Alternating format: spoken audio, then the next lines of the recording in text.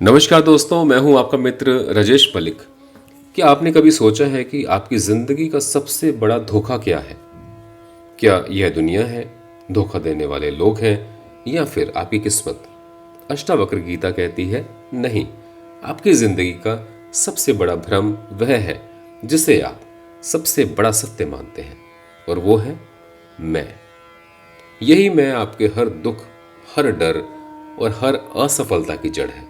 जब तक यह मैं आपके भीतर जिंदा है, तब तक आप बंधन में हैं, और जिस दिन यह मैं मिट गया, उसी पल आप मुक्त हो जाएंगे। आइए जानिए अष्टावक्र गीता का वह क्रांतिकारी रहस्य जो आपकी सोच को हमेशा के लिए बदल देगा। राजा जनक का प्रश्न और नाटक का उदाहरण। एक बार राजा जनक जी ने अष्टावक्र जी से पूछा, राजन, मेरे पास सब कुछ है, धन दौलत साम्राज्य, फिर भी मेरे भीतर शांति क्यों नहीं है? अष्टावक्र जी मुस्कुराए और बोले, राजन, तुम राजा नहीं हो, तुम यह शरीर नहीं हो, तुम मन नहीं हो, तुम केवल शुद्ध साक्षी हो। इसे एक उदाहरण से समझिए। एक एक्टर मंच पर राजा का नाटक निभाता है, लेकिन नाटक खत्म होने के बाद अगर वह खुद को असली राजा मानने लगे तो लोग उसे पागल कहेंगे, है ना? अष्टावक्र जी कहते हैं कि हमारी हालत भी ठीक वैसी ही है। हमने जन्म लिया, हमें एक नाम मिला, एक पहचान मिली। मैं सफल हूँ, मैं असफल हूँ, मैं अमीर हूँ, मैं गरीब हूँ, और इस भूमिका को हमने इतना सच मान लिया कि हम अपने असली रूप यानी आत्मा को ही भूल गए। अपमान और हार किसे मिलती है? जब कोई आपका अपमान करता है तो दर्द किसे होता है? शरीर को नहीं, आत्मा को बिल्कुल नहीं। दर्द सिर्फ आपके अहंकार को होता है। जैसे झील के शांत पानी में चांद की परछाई नजर आती है, वैसे ही आत्मा में मन की परछाई दिखती है। लेकिन इंसान परछाई को ही सच मान बैठता है। हम अपनी पहचान बाहरी चीजों से जोड़ लेते हैं। धन मिला तो मैं महान हूं, धन चला गया तो मैं बर्बाद हूं।